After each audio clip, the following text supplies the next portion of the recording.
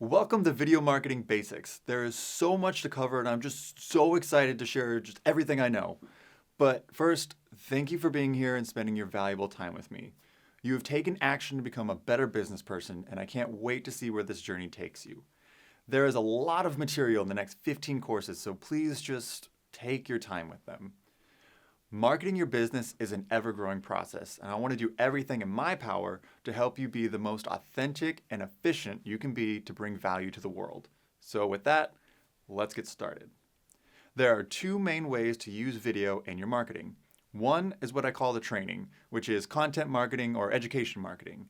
And this is all about bringing value to your audience to build rapport before you ask for the sale. You want to deliver value-driven content to give your audience a reason to keep following you. It's kind of like training for a big race. These are the small runs that build you up for the big race. Just like in marketing, these are short videos to bring value to your audience to build credibility, build rapport, and warm up your prospects into warm leads before you present your offering. Second is the big race. This is what we've been training for, and the big race is using videos to make a sale, whether it's an ad campaign, a webinar, a teleseminar, or live events. This is the content that you really need to pay attention because this is how you will measure your ROI by seeing how many sales you made as a result of these videos. You will need to keep an eye on your social media and website analytics. If you're not sure how to do that, each platform's a little different, but don't worry, we have reference videos to help you get started. So let me explain the process. In a simple example of an online campaign, you post a video piquing the interest of your audience to find out more and have them click through to your website, like how to do this solution without the typical pain points. This can be a video you post or an ad. They click through to your landing page with another video of you presenting your story, and at the end of the video, you pitch your offering and make it available for them to buy. Some people will buy, some will not. What is important is what we call the conversion rate. How many people saw the video on social media, the reach across all social media that we posted it to. Second, how many people saw the landing page and actually clicked through to it. And third, how many people bought the product. This is measured over a given time, or the time that you're running your ads. Your conversion rate is the most important data to know when selling online, and it will improve over time as you get better at marketing. As an example, with easy math, let's say you're selling a coaching program online. First, we create a video to pique interest and publish it to Facebook and YouTube with a call to action link in the description. 1,000 people saw the video across all platforms we published it to. Let's say 400 on YouTube and 600 on Facebook. On our website analytics, we can see that during that time, 100 people clicked through to the landing page. So that would be a 10% click-through rate. Of those 100 people, 5 people bought the product. So that's a 5% conversion rate. If we take these from the beginning to the end, from the original 1,000 people to the 5 people buying, then the overall conversion rate is 0.005. Keep track of these numbers to see how well your videos are doing. As your sales funnels get more sophisticated, there will be probably more steps to measure as well. Once you have this data, you can work on improving each step of the process to double your business time and time again. The big question now is it worth it? It depends on your business. It depends on how much time and money to create that video and how much you spent on advertising. Let's say you're getting good at making short videos and it only took you 10 minutes to create one, and you spent no money to boost it because you have a loyal audience from other content. And you sell a product for $100, and 5 people bought it as a result of that video. You just made $500 for about 10 minutes of work. Very much worth it. On the other hand, if it took you days to create one video and you spent $500 on ads to get it out there, and you only broke even, well, then you need to figure out where it went wrong. It's important to have the tools you need to measure all of this, and don't worry, I'll show you everything I use in my business to achieve this. So why video marketing? Because content comes in all shapes and forms like text, images, audio, and video. Well, one, better connection with your audience. You can connect with people better when people can see your face, hear your voice, but more so read your body language, feel your energy, and get excited for what you're excited about. 2, retain more information. Research shows that people retain more when there is both visual and audible information. 3, better performing than other forms of content. Video is more engaging than images and text alone, and search engines recognize that and rank video content over others. And 4, personally, I like video marketing because it gives your brand a personality. When a business owner represents their business personally, it's way more authentic than some faceless corporation or some cheesy stock photo.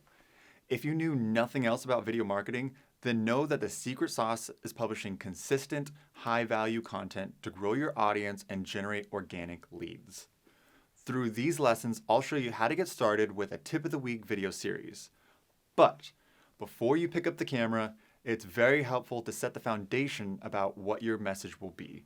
This may seem basic, but trust me, it's one of the hardest things any business has to go through. One day, there'll just be a course just on this. So, number 1, know your business inside and out.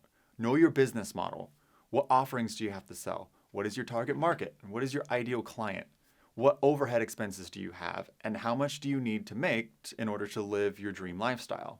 The better you understand your business, the easier it will be to create content and find creative ways to use video in all aspects of your business. Below this video is a worksheet of questions to help you articulate and focus on your message. 2, know your why. This may seem like the same thing, but it goes a little bit deeper. You may know what you offer and how you solve a problem, but you need to figure out why you get out of bed in the morning and what inspires you to bring your value to the world. It becomes a really powerful feeling, and that will help you inspire others, make your message more authentic, and make it much easier to be on camera.